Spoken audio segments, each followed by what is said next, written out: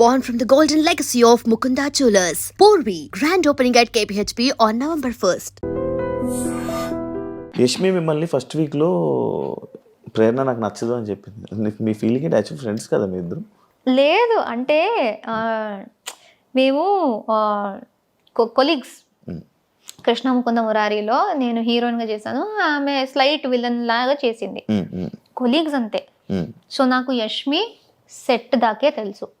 సెట్లో hi bye, సీన్కి ఎంత అవసరమో అంత, ఎప్పుడైనా కలిసి లంచ్ చేయడం అంతే, వేరే ఏం లేదు. మేము 1.5 years షూటింగ్ చేస్తే దానిలో 6-7 months మేము మాట్లాడుకోలేదు కూడా. చిన్న గొడవ జరిగి we did not speak. Set లో అసలు చూడం కూడా. అలాంటిది కూడా కాదు, గొడవ అంటే మాటల్లో కూడా గొడవ లేదు. ఆమె ఒకటి రియాక్ట్ అయిన విధానం సెట్ లో, నాతో కూడా కాదు, సెట్ లో రియాక్ట్ అయిన విధానం నాకు నచ్చలేదు అనేసి నేను మాట్లాడడం ఆపేసా. కానీ అమ్మాయిలు శత్రువులు కదా? అలా లేరు, శత్రువులు ఎవరైనా అవ్వచ్చు. అంతేనా? సో అది అలా జరిగింది. ఇంటి లోపలికి వచ్చినప్పుడు ఓకే, నాకు తెలిసిన వాళ్ళు ఎవరో ఉన్నారు అని ఇది. బట్ అదంతా బయట జరిగింది కాబట్టి ఆమె అది చెప్పినప్పుడు పెద్ద షాక్ ఏం కాదు. నాకు ఒక్కసారి అనిపించింది ఆమెకు నేను నచ్చనేమో, ఎందుకంటే ఆమె సైలెంట్ గా ఉంటది, నేను ఇలా హైపర్ గా ఉంటా. సో ఒక్కొక్కసారి అనిపించేది ఆమెకు నేను ఇరిటేటింగ్ అనిపిస్తానా ఏంటి అనేసి. బయట ఇక్కడ తీసుకొని ఇక్కడ ఏమైనా చేస్తుందా అని అనిపించింది? లేదు, ఆమెకు జనరల్ గా నేనైతే ఇరిటేటింగ్ అనిపిస్తుందేమో, ఎక్కువగా పెద్దగా నేను నచ్చను అనేసి ఐ థాట్. బట్ ఆమె అప్పుడు అలా నాకు అస్సలు ఆ అమ్మాయి నచ్చదు కూడా అని ఓపెన్ గా చెప్పినప్పుడు ఇలా బ్రేక్ అయినట్టు అనిపించింది, ఒక झटका లాగా, ఒక స్లాప్ ఇచ్చినట్టు. అప్పుడు దట్ వాజ్ ద మూమెంట్. నేను ఐ థాట్ ఓకే, ఈ హౌస్ లో ఆ రోజే, ఆ సెకండ్ డేనే ఐ థాట్ ఈ హౌస్ లో ఎవరితో అయినా కలిసి బాగా ఉండు, కానీ ఎవరు నీ కోసం ఉండరు, అదొకటి గుర్తుపెట్టుకొని నాకు చెప్పాను. ఎవరితో ఎంతలో ఉండాలి అంతలో అంతే. సో ఆ సెకండ్ డేనే నాకు ఆ రియలైజేషన్ వచ్చేసింది. సో అప్పటి నుంచి నేను సిచ్యుయేషన్స్ బట్టి ఐ వాజ్ బాగా బాండ్ అవుతూ ఉంటే బాగా బాండ్ అవుతూ ఉంటా. లేకపోతే గొడవలు వస్తే ఐ విల్ లైక్ ఏదైనా నచ్చకపోతే నేను చెప్పేస్తా, అంత హ్యాపీగా ఉంటే హ్యాపీగా ఉంటా. వేరే ఈ టాపిక్. యాక్చువల్లీ స్టేజ్ మీదకి మీరు వెళ్ళేటప్పుడు రష్మిక మీ ఫ్రెండ్ అని చెప్పి చెప్పడం జరిగింది. ఎందుకు చెప్పారు? యాక్చువల్ ఆ టాపిక్ ఎందుకు వచ్చింది, రష్మిక ఫ్రెండ్ ప్రేరణ అనేసి? లైక్ ఓటింగ్ గురించా, లేకపోతే ఎందుకు చెప్పింది ప్రేరణ? నాకు అస్సలు రష్మిక మ్యాటర్ వచ్చిందే నచ్చలేదు. నాకు ఇప్పుడు దాకా లైక్ ఈ కామెంట్స్లో కానీ ఇప్పుడు ఇంటర్వ్యూస్లో కానీ ఇది వస్తుంది కూడా నాకు నచ్చట్లేదు. ఎందుకంటే నేను అనుకున్నా ఇది వచ్చేది నాకు ఎఫెక్ట్ అవ్వకూడదు. నేను ఎప్పుడు రష్మిక మ్యాటర్ తీసుకురాలే. నేను ఫస్ట్ ఇంట్రొడక్షన్లోనే ఎవరు నాగ్ సార్కి లైక్ టీంకి చెప్పారో తెలియదు, కానీ ఆయన అది అడుగుతారు కూడా అని నాకు తెలీదు, ఎక్స్పెక్ట్ చేయలే. నీకు ఒక సెలబ్రిటీ ఫ్రెండ్ ఉంది కదా అని అడిగేశారు.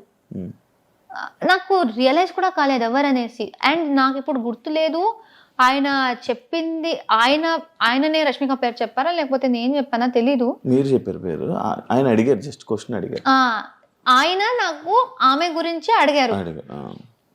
సో చాలా పెద్ద సెలబ్రిటీ, చాలా మంది తెలుసారంటే చాలా పెద్ద సెలబ్రిటీ మా ఇండస్ట్రీలో, నీకు ఆమె తెలుసు అన్నారు. అప్పుడు నాకు ఫ్లాష్ అయింది, రష్మిక. సో అది ఆయనకు ఎవరు దాని గురించి చెప్పారో తెలీదు. అండ్ అప్పటి నుంచి స్టార్ట్ అయిపోయింది ప్రతి ఒక్కరు దాని గురించి అడగడం.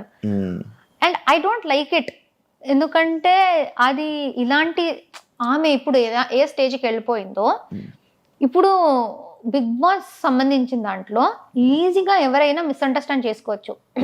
రష్మిక గురించి మాట్లాడుతుంది అంటే పాపులారిటీ కోసమా అనేసి.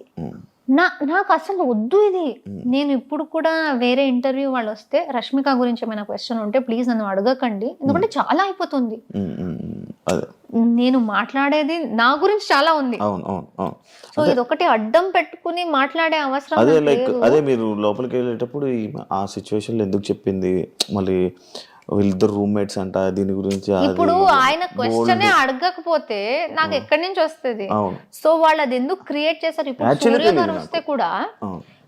సూర్య గారు వచ్చారు, ఉమ్.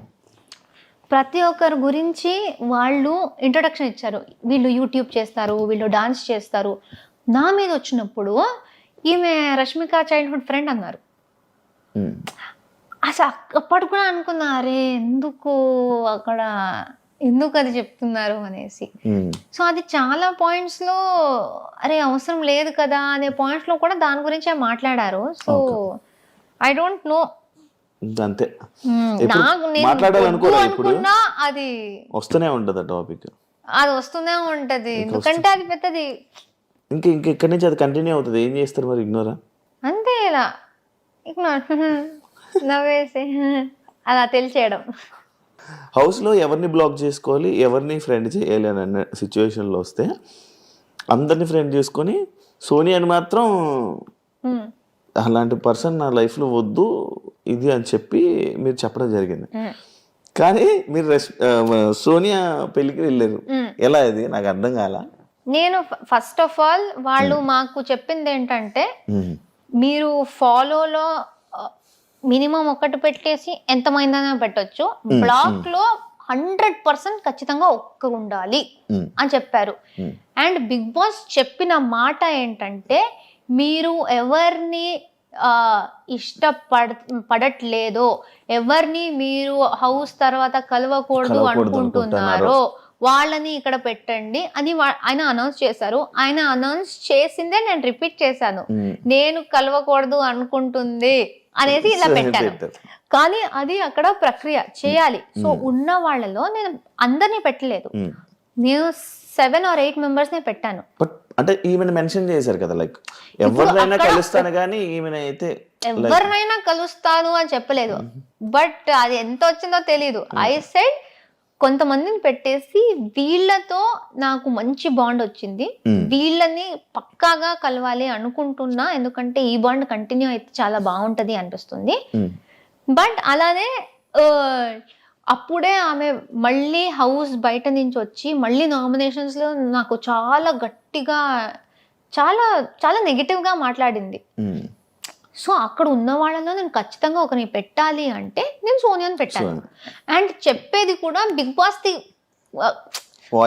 వాయిస్ దే నేను క్యాచ్ చేసి అదే విధంగా చెప్పాను కాబట్టి ఇట్ వాస్ లైక్ నేను పుడికి కలవను ఈ అమ్మాయినే అనేసి ఉంది. దాని తర్వాత బయటికి వచ్చాక ఇప్పుడు ఫినాలే వచ్చి నేను సోనియాది ఇమిటేషన్ చేశాను స్టేజ్ మీద నాగ్ సార్తో, సోనియాతో మాట్లాడాను, అదంతా ఓకే. పెళ్లి గురించి తెలిసింది. నేను అన్నాను నేను వెళ్ళను, ఎందుకంటే బాగుండదు, ఇప్పుడే అది బ్లాక్ అంతా అయింది, ఎంత నేను అది ఒక బిగ్ బాస్లో చెయ్యాలి అనుకున్న ప్రక్రియ అని నేను ఎంత చెప్పినా అది బాగుండదు. ఎందుకంటే డెఫినెట్లీ ఎవరో ఒక్కరైనా వస్తారు, నువ్వు బ్లాక్ లో పెట్టావు కదరా ఎందుకు అంటే ఫేక్ గా ఉన్నావా అలా వచ్చేస్తుంది. బ్లాక్ లో నేను జస్ట్ పెట్టాలి ప్రక్రియ కాబట్టి పెట్టాను అంతేగాని ఆ లోపల బయట పాటించరు. సో నేను చెప్పాను, నేను శ్రీపతికి చెప్పాను, మా నాన్నకి చెప్పాను. సోనియా మా నాన్నకు కూడా ఇన్విటేషన్ ఇచ్చింది దగ్గర నుంచి. యశ్వీర్ అండ్ సోనియా ఇద్దరు నాన్నని పిలిచారు, శ్రీపతిని పిలిచారు, నేను బయటకు వచ్చినప్పుడు నన్ను పిలిచారు. అది బ్లాక్ గురించి టెలికాస్ట్ అయిన తర్వాత కూడా సోనియా నాకు పర్సనల్ గా మెసేజ్ చేసి ప్లీజ్ పెళ్ళికి రా, నీకు వీలైతే